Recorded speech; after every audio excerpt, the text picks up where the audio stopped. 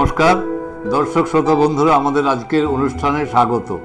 আপনারা জানেন যে আমরা নিয়মিত এই ধরনের আলাপ আলোচনায় আসি এবং আলাপ আলোচনার মধ্যে আপনাদের কিছু ভালো ভালো খবর আমরা দিই। আজকের যে ভালো খবরটা আপনাদের জন্য আমরা এনেছি সেটা আপনারা শুনে খুব ভালো লাগবে যে আমরা প্রত্যেকেই আমাদের জীবনে একটা নির্দিষ্ট বয়স থেকে রোজগার করি, আবার সেটাকে আমাদের প্রয়োজন মতো খরচ করি। তো এই রোজগার করি এবং খরচ করি এই বিষয়টা যারা আমরা বই নিয়ে পড়াশুনো করি বাণিজ্য বিভাগে তারা তো জানি যে আয় এবং ব্যয়। তো সেই আয় এবং ব্যয় সম্পর্কে আমাদেরকে একটু সচেতনতা দিতে কিংবা আমাদেরকে জানাতে আমরা এমন একজন বিশেষজ্ঞা দিদিমণিকে পেয়েছি যার সঙ্গে আপনাদের আলাপ করিয়ে দিলে ভালো লাগবে। দিদিমণির সঙ্গে আলাপ করিয়ে দিই। কাকলি দাস দিদিমণি, আপনাকে নমস্কার। আপনি আজ আমাদের মধ্যে এসেছেন, সময় দিয়েছেন আমাদের অতিথি হিসেবে আসার জন্য। আপনাকে আমরা আমাদের কৃতজ্ঞতা প্রকাশ করছি। আজকে আমরা যে বিষয়টা রেখেছি অর্থনৈতিক সচেতনতা। অর্থনীতি এমন একটা জিনিস যার জন্য মানুষ দেউলিয়া হয়ে যায়। এমনকি ইদানিং আমরা বিভিন্ন খবরের কাগজ, ফেসবুক বা অন্যান্য জায়গাতে দেখছি ব্যাংকগুলোও নাকি টাকা পয়সা শেষ করে ফেলছে।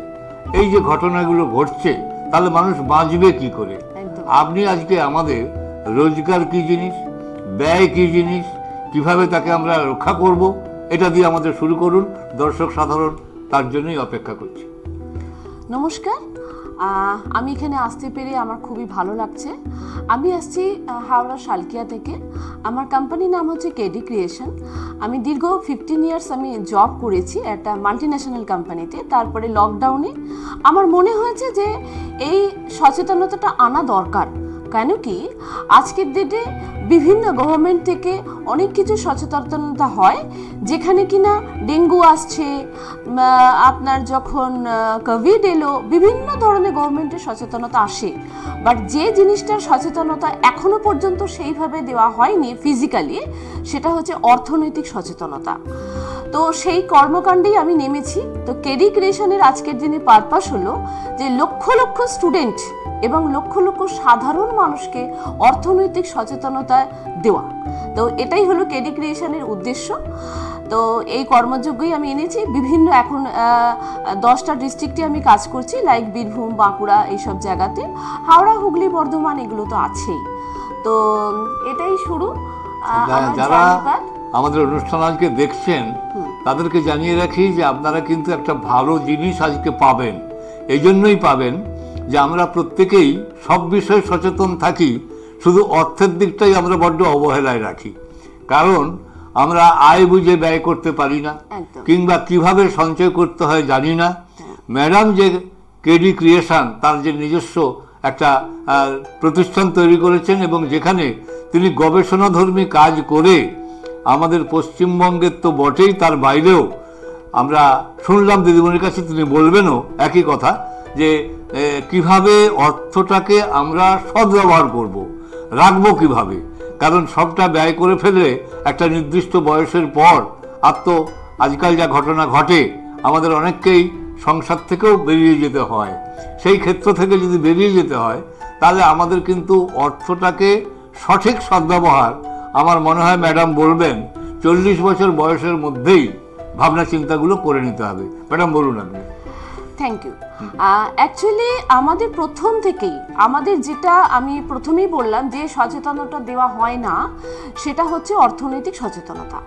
প্রথমেই যখন একটা বাচ্চা হায়ার এডুকেশন নিচ্ছে, তারপরেই যে সে প্রথম যে সার্ভিসটা করতে যাচ্ছে তখনই অ্যাকচুয়ালি তাকে হ্যাবিটসের মধ্যে ঢুকিয়ে দেওয়া উচিত।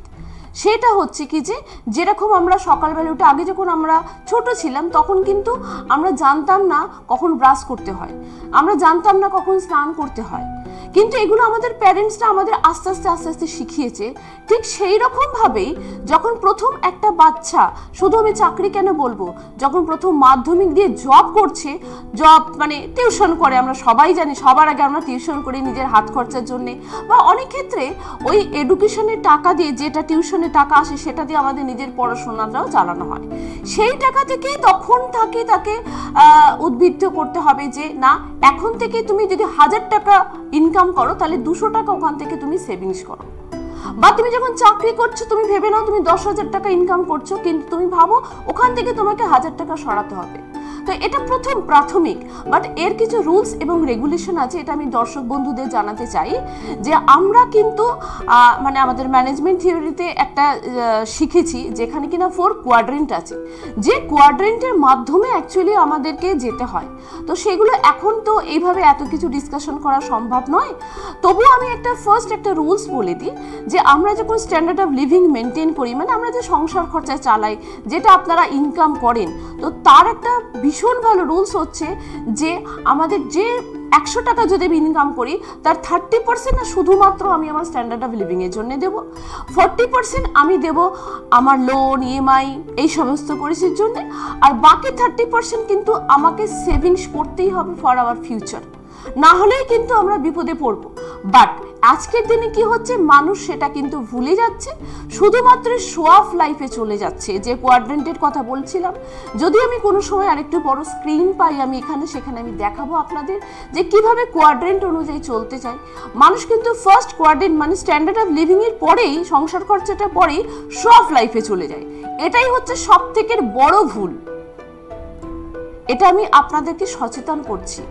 যদি আজকের ডেটে আপনার মনে হয় যে আপনার বাচ্চার জন্মদিনে আমার বাড়ির কয়জনকে আমার নিমন্ত্রণ করলে চলে যাবে, শুধু শুধু আমি 200 জনকে নিমন্ত্রণ করব না, কারণ তখনই আপনাকে ভাবতে হবে যে আপনার বাচ্চার চাইল্ডের যে এডুকেশনের যে খরচাটা আছে 15 বছর বাদে, সেটা কি আমি করেছি?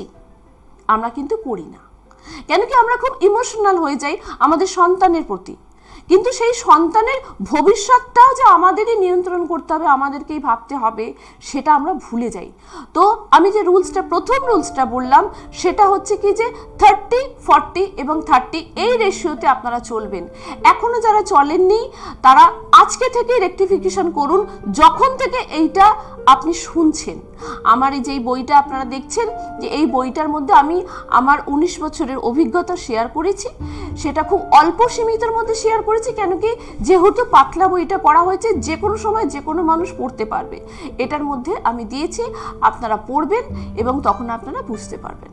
যারা ম্যাডামের কথা শুনছেন তাদেরকে জানিয়ে রাখি, ম্যাডামকে আমরা বলবো, অনুরোধ করব, তার ফোন নাম্বার তিনি মুখে বলবেন। যারা বাড়িতে বসে আছেন এবং অনুষ্ঠান দেখছেন তারা একটু কাগজ কলমটা রেডি রাখুন, তাহলে ম্যাডাম যখন ফোন নাম্বার বলবেন বা আমাদের স্ক্রিনেতেও যখন স্ক্রলেতে এই অনুষ্ঠান আপনারা দেখছেন তখন সেখানেও নাম্বার যাবে, সেই নাম্বার দেখে ম্যাডামকে ফোন করার সুযোগও থাকবে।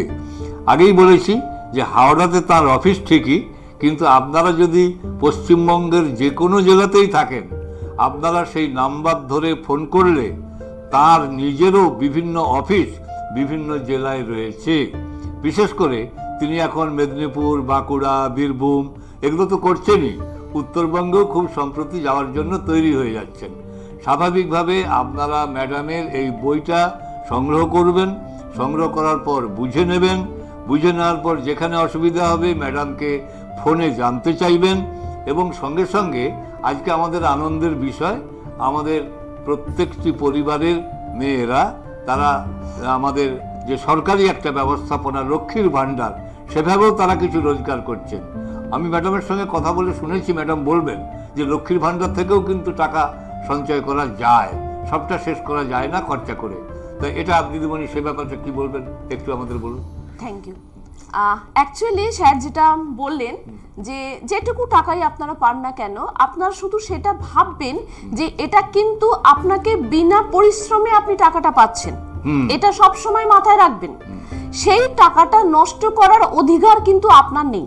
ঠিক, যদি সেইটা নষ্ট করে ফেলেন তার পস্তাবা কিন্তু আপনাকেই করতে হবে।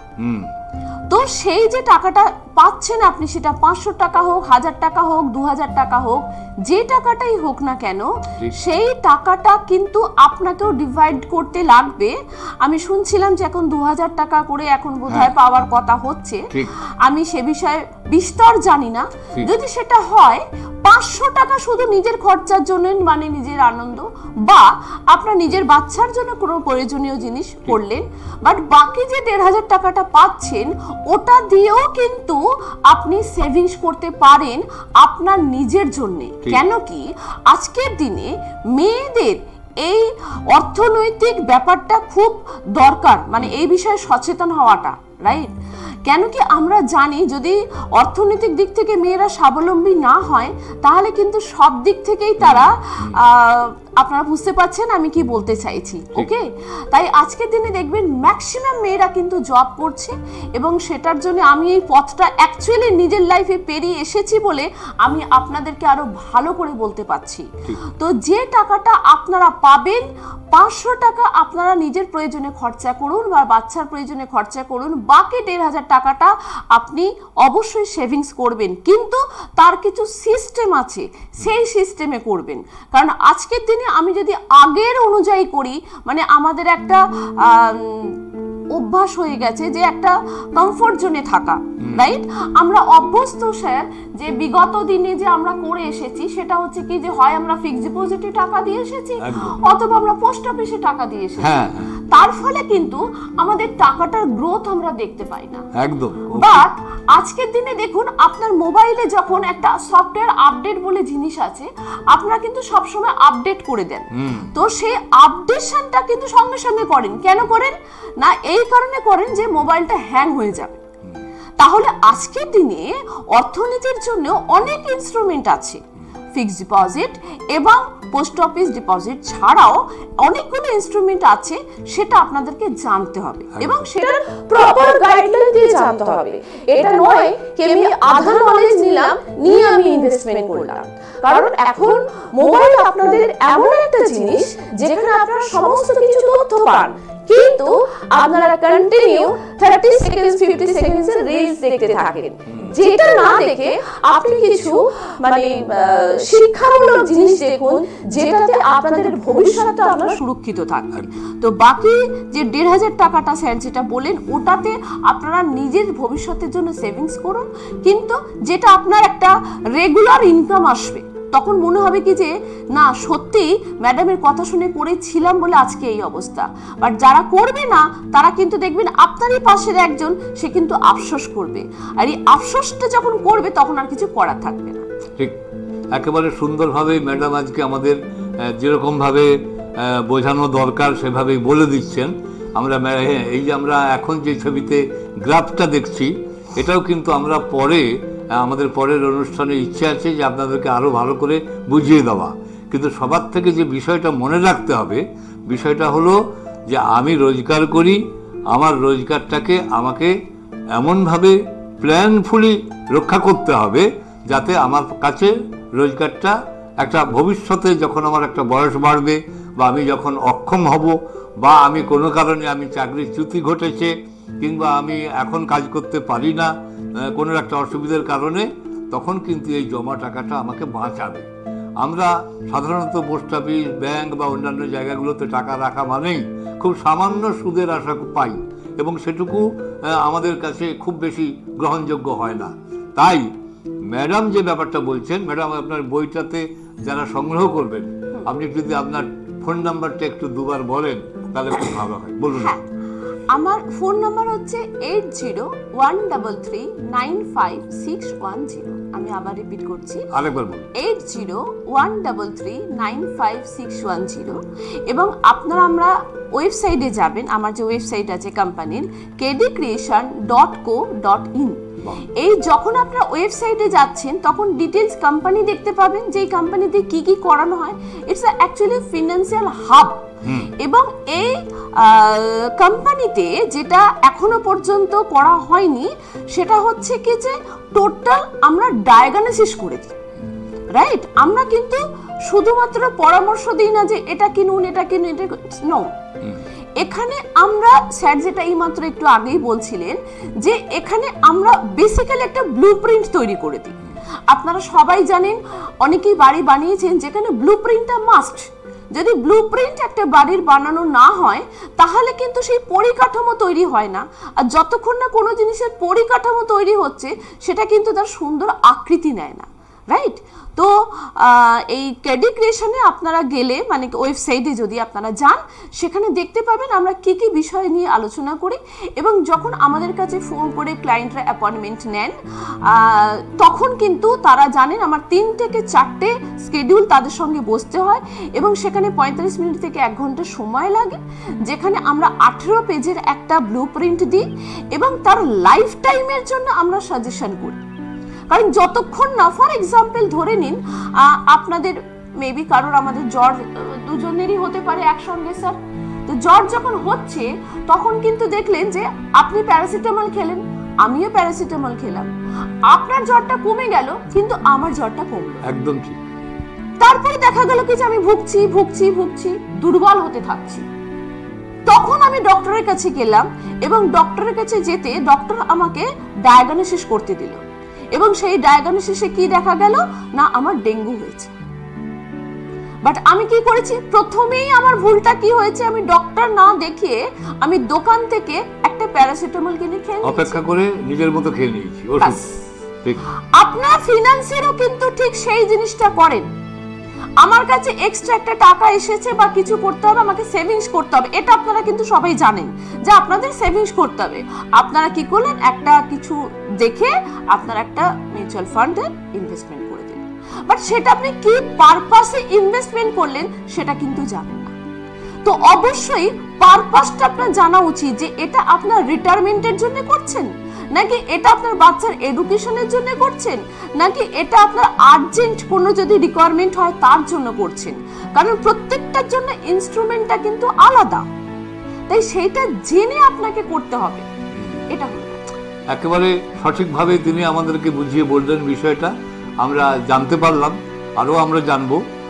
আমরা এই কথাটাই ম্যাডামের কাছ থেকে শুনে নেব যে এক একজনের রোজগার এক এক রকম। আমরা জানি যে একদম বিদ্যালয়ে বা অন্যান্য অফিস আদালতে একজন পিয়ন শ্রেণীভুক্ত যে কর্মচারী আমাদের বন্ধু থাকেন, তিনি যা রোজগার করেন তার একজন অফিসার হয়তো তার থেকে অনেক গুণ বেশি রোজগার করেন। তো এই যে বেশি রোজগার এবং কম রোজগার, যদি ম্যাডামের প্রদর্শিত পথটাকে আমরা বুঝে নিতে পারি, ফলো করতে পারি, তাহলে এই পিয়ন শ্রেণীভুক্ত আমার বন্ধুটিও উপকৃত হবেন, আবার যিনি অনেক বড় রোজগার করেন তিনিও জানতে পারলেন যে আমি কি করলে পরে আমার সংসারটিও সুন্দরভাবে নির্বাহ হবে। তাহলে অযথা শুধুমাত্র টাকা পয়সা উড়িয়ে নষ্ট করা নয়, টাকা পয়সাকে যত্ন নিতে হবে, এবং যেমন শরীরের যত্নের জন্য ডাক্তারবাবু আছেন, অর্থকে ঠিক মতো ধরে রাখার জন্য আমাদের এই ম্যাডামের মতো পরিকল্পনা যারা তৈরি করে আমাদেরকে গাইড করেন তারা আছেন। আমরা জানি যে আমাদের বিলো পভার্টি লেভেলের মানুষজন একটু বেশি, তাদেরকে বেশি সচেতন থাকতে হবে, কারণ তারা তাদের এই অর্জিত টাকা মানে মাথার ঘাম পায়ে ফেলে যা রোজগার করে তাকে যদি রাখতে না পারে, তাহলে কিন্তু অভাব, অনটন, দুশ্চিন্তা, এমনকি অনেক সময় অনেক বাড়িতে আমরা অন্যরকম ঘটনাও কিন্তু দেখে হাহুতাশ করি। আমি আর সেটা উচ্চারণ করলাম না। আমরা একেবারে বছরের শেষ মাসের মধ্যে এসে পড়েছি, ডিসেম্বর 2024, কিন্তু আমাদের লক্ষ্য থাকবে 2025 থেকে আমরা আরও অর্থ সঞ্চয় করব।